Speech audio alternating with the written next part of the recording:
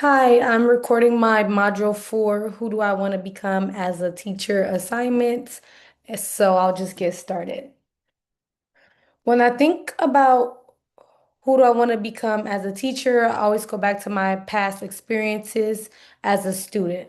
So my journey in school wasn't always something I took seriously at first. But around fifth grade, something shifted for me when my teacher started talking about the Long Beach Promise. And growing up, born and raised in Long Beach, this was something that really stuck with me. From that moment on, I realized that if I truly applied myself, I can go to college. So from that point on, my academics began to improve and I started to be noticed. Most importantly, I began to feel like I belonged. That feeling of belonging came directly from my teachers. They saw something in me, and I feel like they chose to invest in me.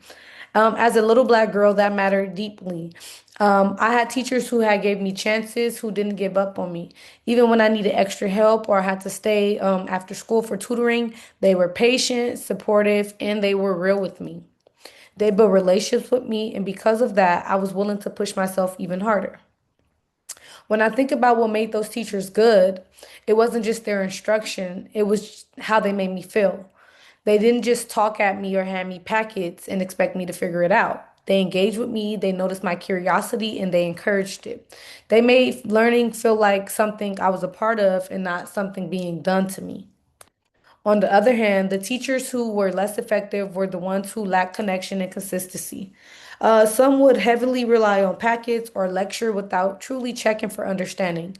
Others struggled to show up for students because of challenges in their own personal lives. While I understand now that teachers are human and face their own difficulties, as a student, it made learning harder when that connection wasn't there.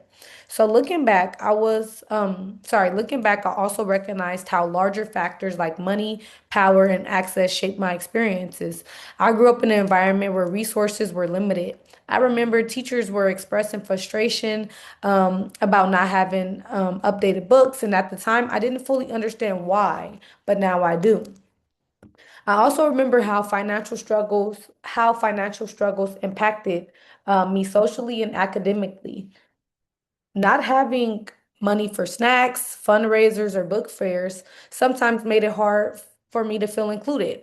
It showed me early on how control and power influence not just education, but it shapes a student's daily experience.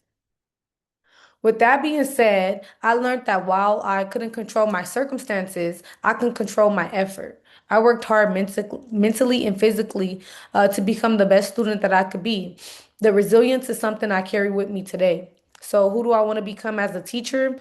I want to be kind of a teacher who creates a structured, student-centered classroom, one where students feel supported, seen, and valued, but also understand expectations. I want my classroom to feel like our space while still maintaining clear guidance and leadership. I want to be traditional in the sense that I value structure and consistency, but progressive in how I connect with students and adapt to their needs. Right now, I'm still growing into that teacher. I'm learning how to navigate things like testing schedules, classroom management, and how to respond different to different student situations. I often find myself asking, trying to be feasible. Can I realistically do this in my classroom? And if so, how? That keeps me grounded while also pushes me forward. I know I'm not perfect, but I am committed to improving every day. I want to be the teacher who gives students a sense of belonging, just like my teachers did for me. I want to be someone who sees potential in every student, even when they don't see it in themselves. If I had to describe myself as a teacher in one word, it would be resilient.